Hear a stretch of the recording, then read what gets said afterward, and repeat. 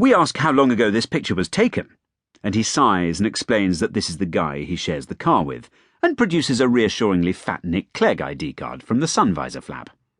Order is restored. "I really hate the snow," he notes as we pull out skittishly onto the main road. Then why, we all ask ourselves, do you live high up in the Arctic Circle? We try the railway station just in case the train info is wrong. Certainly the sun is shining, and apart from being tits cold, it seems rather clement, all in all. But no, every train has indeed been cancelled. The railway line crosses through some very exposed places at high altitude on the Sweden-Norway border. We turn back to the iron ore town with the gloomy prospect of another night at the ice hotel hanging over us.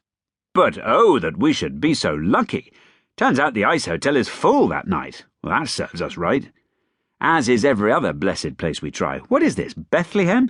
Until one of the older apps on Rog the cameraman's phone tells us there is a Scandic hotel in Kiruna that might be worth a shot. Whey! There's space! This is suddenly thrilling, as we aren't entirely sure what the alternative would have been. We don't even have a car to sleep in. The Scandic is the upmarket Norse cousin of the Premier Inn, and we've come to love it in every town we've visited so far for its unassuming plainness, stripped-down comforts, and liberal attitude to breakfast. "Where good taste meat," shouts the sexy "I didn't pay attention in English class" slogan over sumptuous photographs of plates of cod taken with the shallowest depth of field available to the modern camera. There's just time to buy pants and socks and a toothbrush before I get down to the serious business of finding a proper hat, eventually tracking my quarry like some kind of modern-day Amundsen to the tourist shop 20 yards from the hotel. This fox fur hat will keep me warm for the rest of the trip. We're going to be in temperatures of -35 and below, so I'm not mucking about.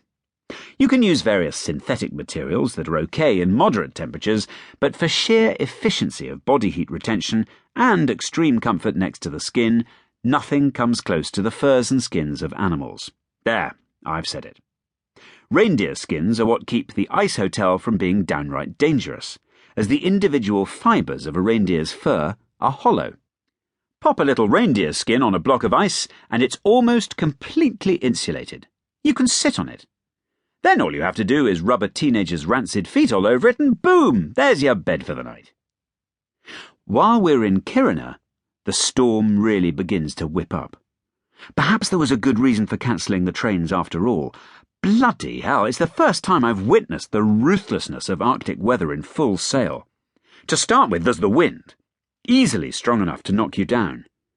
Then there's the spindrift, the tiny ice crystals that blow straight into your face. If you haven't got goggles, you're done for, as there's no way you can stand in that wind and keep your eyes open or your face uncovered.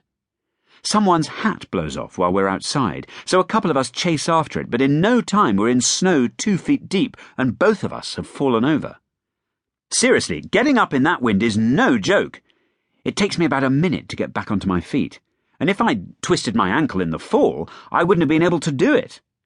In the space of a Fortitude title sequence, the snow would have drifted around me, making the whole exercise even more impossible. And by the end of an episode, I'd be toast. Or rather, whatever the polar opposite of toast is. Frozen bread, I guess. Possibly even brown bread. Hilariously, this happens less than 100 yards from the hotel front door, and yet is still quite scary. Who'd go out in the wild? Despite the closure of civilian transport links, there are still iron ore trains coming through from Narvik. You've got to wonder how bad things would have to get before they'd throw in the towel. Maybe the whole place gets oared up if they don't keep the supply chain running.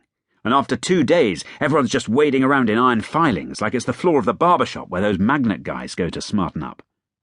The 2 members of our team who haven't been able to get through to Kiruna, the 2 with the bags and the cars, the guys who are back in Narvik gorging on deodorant and high on clean